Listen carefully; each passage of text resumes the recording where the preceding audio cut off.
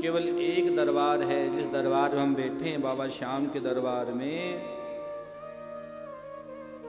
उस दरबार के बारे में लिखा गया है और संत कहते हैं कि आप और कहीं भी जाते हो ना तो ये बोलकर जाते हो कि हम बाबा मंदिर में दर्शन करने जा रहे हैं।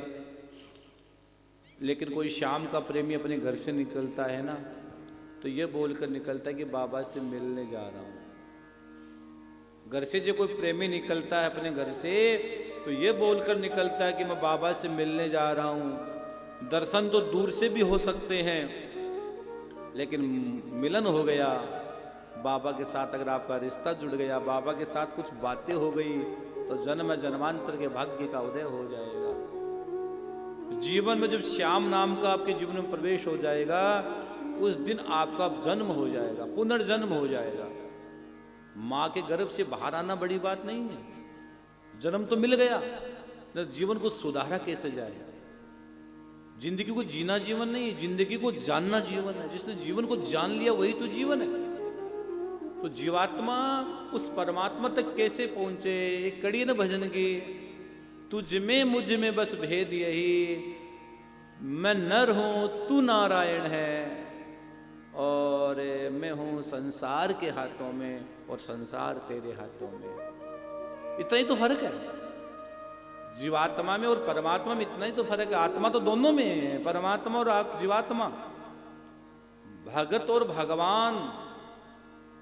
तो बाबा श्याम के दरबार में कोई साधक आता है, कोई बाबा का प्रेमी आता है, और मैं सच कहता हूं मेरे बहन भाई, लोग यहाँ रोते रोते आते हैं तो हंसते हंसते यहाँ से जाते हैं। आज ये आपका बेटा मनुष्य 13 साल से श्याम कथा गा रहा है, 13 साल से। ऐसी कोई कथा नहीं मैंने जीवन में नहीं गाई। और 17 साल से मैं भागवत गा रहा हूँ, राम कथा गा रहा हूँ, शिव महापुराण गा रहा हूँ, देवी भागवत गा रहा हूँ। लेकिन जो 13 साल से श्याम कथा का जो आनंद है अपने आप में अलग है और विलक्षण आनंद है। आज मैं बहुत सी चर्चा करूंगा आप लोगों के साथ, कागज पेन लेकर बैठ जाना। कुछ मंत्र भी रोज बताऊंगा आपको। अब कंटिन्यू मैं आपसे संस्कार पर सुबह जुड़ूंगा 10 बजे से। हाँ, ये 1 महीने का बड़ा आनंद रहेगा। 1 महीने का सत्र है ये।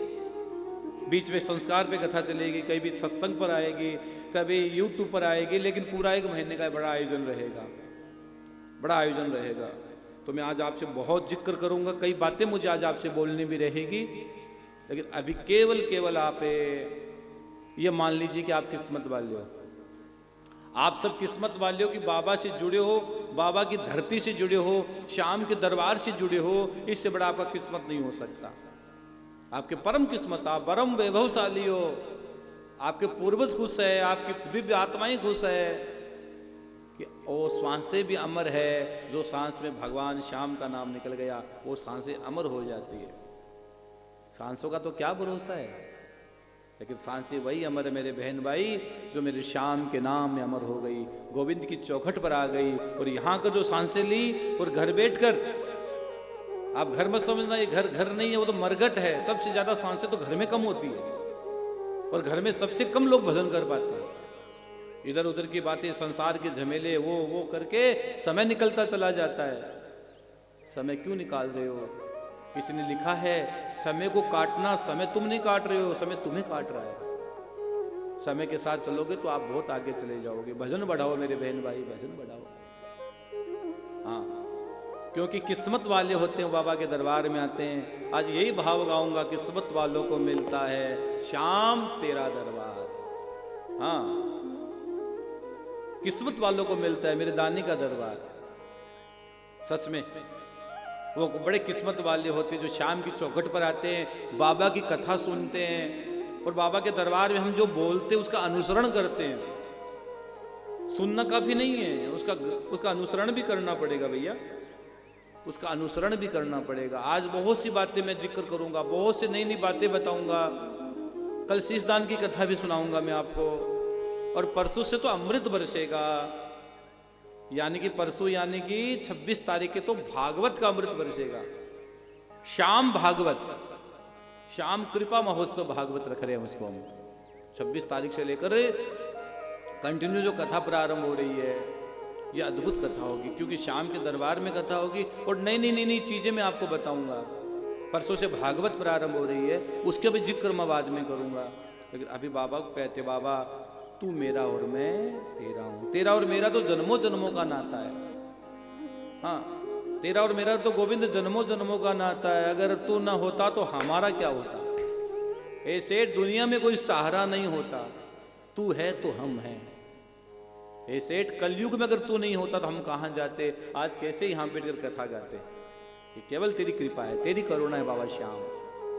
तो अपने इष्ट को प्रणाम करें, अपनी कामना बोल दे। अगर आपका मन में कोई कामना है तो बोल देना, संकल्प, मानसिक संकल्प ले लेना। कोई भी मन में विचार उठ रहा हो तो बाबा श्याम को कह देना। भले ही कहीं बैठे हो, आपका मन, आपकी आत्मा तो खाटू में ही है, और अब तो रहेगी। आपका मन और आपकी आत्मा बाबा के दरबार में रहेगी। तो आपसे मेरा आग्रह है कि मन में भाव बन रहा हो, कोई संकल्प उठ रहा हो कि हमको संकल्प लेना है महाराज जी, तो मानसिक संकल्प ले लीजिए। मानसिक संकल्प में जल की भी आवश्यकता नहीं होती। अगर आप मानसिक संकल्प लेते हो तो उसमें जल की भी आवश्यकता नहीं होती है। मानसिक पूजा बड़ी है। भागवत में लिखा, उस गजेंद्र हाथी ने मानसिक पूजा की थी। मनसा कर्मणा वाचा, पहले मनसा शब्द आया है, कर्मणा बाद में, वाचा बाद में आया है। पहले मनसा, और तुलसीदास जी ने मन क्रम वचन, पहले मन का लिखा है, फिर क्रम का लिखा, फिर वचन का लिखा है। तो मनसा भक्ति बड़ी होती है, यानी मानसिक भक्ति बहुत बड़ी होती है। मानसिक पुण्य भी है, मानसिक पाप भी है। मानसिक पुण्य और मानसिक पाप भी होता है। तो आइए, आप और हम सब बाबा श्याम से कहते, बाबा बस तेरी कृपा का हाथ हमारे सर पर रहे और हमें कुछ नहीं चाहिए। श्याम तू रहे और तेरी कृपा मेरे जीवन में रहे, और हमें क्या चाहिए।